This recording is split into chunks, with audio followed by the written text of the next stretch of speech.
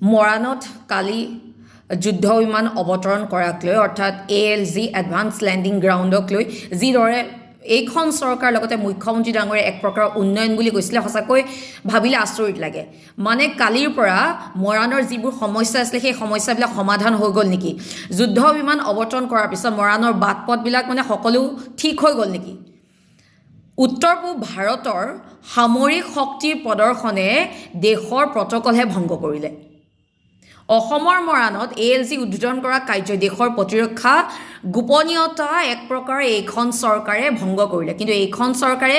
ৰাইজক এক প্ৰকাৰ টুপি পিন্ধাইছে এয়া উন্নয়ন কৰিছে বুলি ভাৰতৰ প্ৰধানমন্ত্ৰী ডাঙৰীয়াই যি ধৰণে কালি এক প্ৰকাৰ মাৰ্কেটিং কৰিছে যি ধৰণে ঢাকঢোল বজাইছে মৰাণৰ ALG অৰ্থাৎ এডভান্স লেণ্ডিং গ্ৰাউণ্ড মুকলি কৰি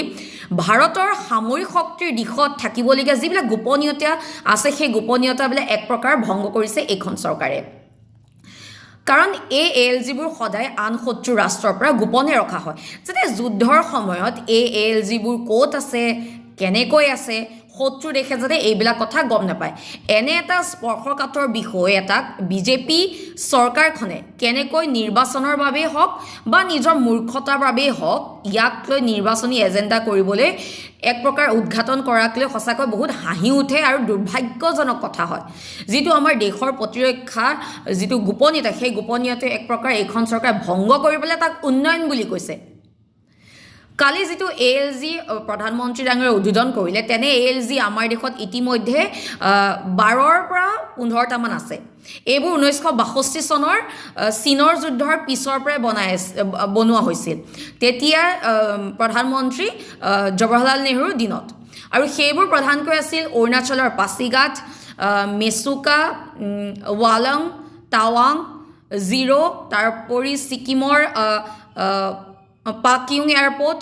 লাডাখৰ দৌলত বেগ নিউমা ফোকছে ইত্যাদি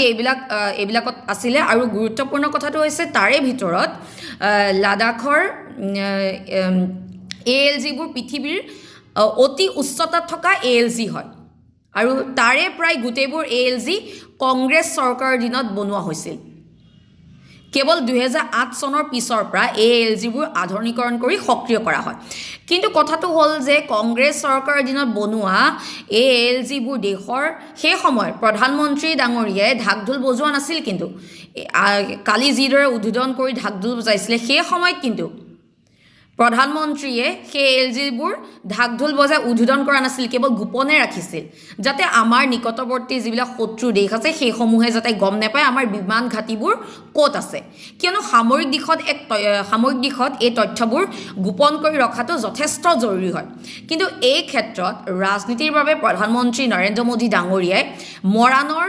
কালি ALGটো অসমক উপহাৰ দিয়াৰ যিটো ঢাকঢোল বজাইছে একচুৱেলি সেইটো উপহাৰ দিয়াৰ কোনো কথাই নাহে কাৰণ দেশৰ নিৰাপত্তা আৰু সামৰিক সুৰক্ষাৰ বাবে দেশৰ প্ৰতিৰক্ষা বিভাগেহে ALGবোৰ বনোৱা হৈছে আৰু লগতে তেওঁলোকে গোপনভাৱে উদ্ঘাটন কৰিব লাগে কিন্তু প্ৰধানমন্ত্ৰী ডাঙৰীয়া বা বিজেপি চৰকাৰখনে কালি যিদৰে ঢাকঢোল বজাই আমাৰ গোপনীয়তা ভংগ কৰিলে আৰু ৱাহ ল'লে সকলোৱে গম পাইছে যে এইবোৰ নিৰ্বাচনী কেন্দ্ৰিক আৰু দেশৰ গোপনীয়তা ভংগ কৰাত এইখন চৰকাৰ উঠি পৰি লাগিছে আৰু এই সামৰিক বাহিনী ALG গঠনত অসমৰ সাধাৰণ জনতাৰ কোনো ক'বলৈ গ'লে কোনো লেনা দেনা বা লাভ লোকচানৰ কথাই নাহে কাৰণ মৰাণত সমস্যা সমাধান হ'ব নেকি কালিৰ পৰা আমাৰ অসমত যিবিলাক সমস্যা আছে সকলো সমাধান হৈ গ'ল নেকি সামৰিক দিশৰ গোপন বিষয় এটাক ঢাকঢোল বজাই উদ্বোধনৰ কাৰ্যই দেশৰ প্ৰধানমন্ত্ৰীক এই দিশত অজ্ঞতাহে প্ৰকাশ কৰিছে ভাৰতীয় জনতা পাৰ্টীয়ে দেশৰ সামৰিক গোপনীয়তাক নেওচি ইয়াক এক নিৰ্বাচনী এজেণ্ডা কৰাটো মুঠেই গ্ৰহণযোগ্য নহয় আৰু এইটো এটা বহুত ভয়ানক কথা হয়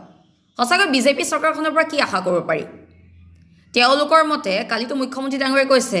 নেক্সট বোলে ব্ৰহ্মপুত্ৰত বোলে এৰোপ্লেন লেণ্ড কৰিব তেওঁ কালি মুখ্যমন্ত্ৰী ডাঙৰীয়াই সংবাদ মাধ্যমত কৈছে সঁচাকৈ হাঁহি উঠে প্ৰথমে 50টা পুখুৰী যে খান্দিছিলে সেই খান্দি পেলাই সেইখিনি আগতে সমাধান কৰক বানপানী ৰাষ্ট্ৰীয় সমস্যা হিচাপে ঘোষণা কৰক তাৰপিছত এনেধৰণৰ কথা ক'ব আৰু আটাইতকৈ গুৰুত্বপূৰ্ণ কথা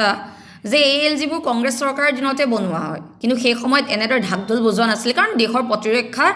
গোপনীয়তাৰ কথা আহি পৰে কিন্তু এইখন চৰকাৰে সেই গোপনীয়তাকো ভংগ কৰিছে বিজেপি চৰকাৰৰ পৰা ইয়াতকৈ আৰু একো আশা কৰিব নোৱাৰি